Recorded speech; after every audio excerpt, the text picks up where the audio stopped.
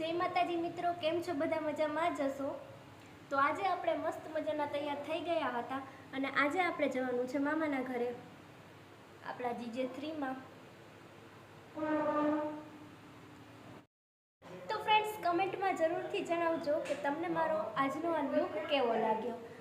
કેમ કે મને ચશ્માના નંબર છે પણ હું પહેરતી નથી, એટલે આજે મેં બ્લોગમાં લગભગ ફર્સ્ટ વાર આવ્યા છે કે મેં ચશ્મા પહેર્યો અને પછી બ્લોગ બનાવ્યો.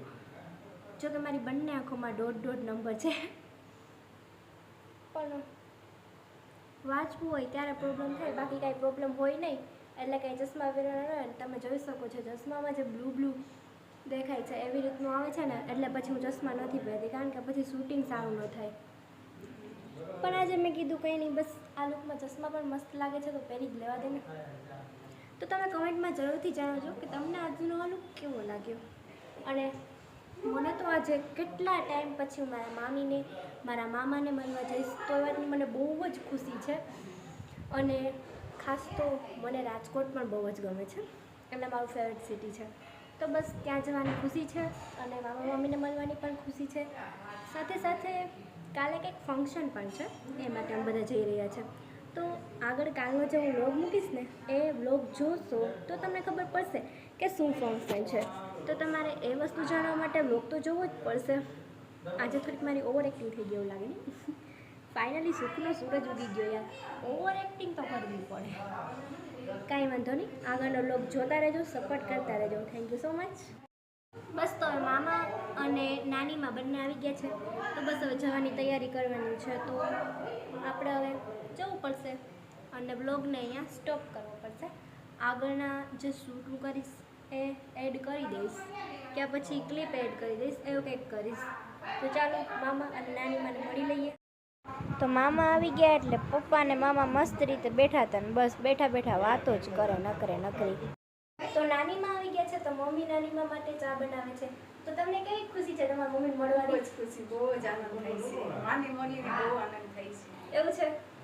તો શું તમે આજે તમારા ભાઈના ઘરે જવાના છો? હા, જેવું ભાઈના ઘરે જવાનું છે, પંચમાછી બાંધવા જવાનું છે. અચ્છા, તમારા ભાભીનું નામ શું છે? કહી દો. કાજલ. અરે પણ કેવું બને તમારે? બહુ સારું બને છે. તો ફાઇનલી મિત્રો, રાત થઈ ગઈ હતી અને તમે જોઈ શકો છો કે રસ્તામાં કેટલો બધો ટ્રાફિક છે. તો મારા મામાના ઘરે પહોંચતા મારે રાતના વાગી ગયા હતા 9:15.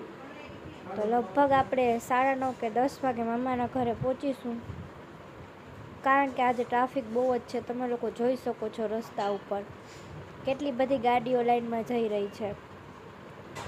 તો બસ આપણે સોંગ સાંભળ્યા અને પહોંચી ગયા પછી ફાઇનલી મામાના ઘરે. તો ચાલો, ફાઇનલી મામાના ઘરે પહોંચી ગયા અને મમ્મી અને મામાની વાતો થઈ ગઈ. ચાલો પછી કંઈ નહીં, બસ આપણે તો શાંતિથી બેસીને બધાની વાતો સાંભળતા. તો મારા મમ્મી બનાવે છે મસ્ત મજાના બાજરાના રોટલા. તમારે બધાને ખાવા હોય તો પૂછી જજો આપણા સાપરમાં. તો કંઈ નહીં, બસ મમ્મી રોટલા બનાવે અને આ મારા મામી છે જે બહુ જ શરમાય. તો આપણે બસ હવે નાઇટ ડ્રેસમાં આવી ગયા હતા અને પછી હું મામી બેઠા બેઠા વાતું કરતા હતા. તો મેં કીધું વ્લોગ ઉતારો, તો મામી કે ના મને ન લેતી વ્લોગમાં, પણ આપણે તો ધરા લઈએ જ.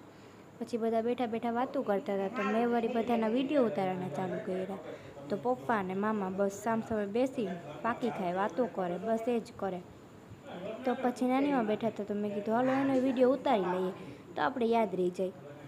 પછી કાંઈ નહીં, તો આજનો આપણો વ્લોગ પૂરો થઈ ગયો. ગુડ નાઇટ, સૂઈ જાય. જય સિયારામ, જય શ્રી કૃષ્ણ, જય માતાજી.